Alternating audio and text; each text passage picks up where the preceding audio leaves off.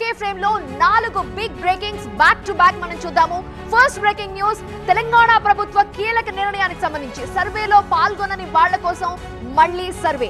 Second breaking news, సమర్థ నేత సుస్థిర పాలనతోనే అభివృద్ధి సాధ్యం అంటున్న ఏపీ సీఎం చంద్రబాబు నాయుడు.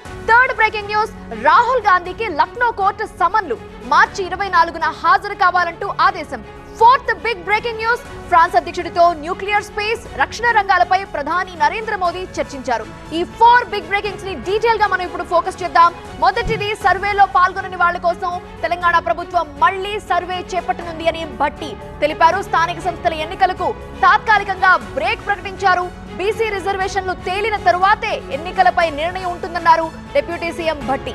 ఇక సెకండ్ బ్రేకింగ్ న్యూస్, సమర్థ నేత సుస్థిర పాలనతోనే అభివృద్ధి సాధ్యం అంటున్నారు ఏపీ ముఖ్యమంత్రి.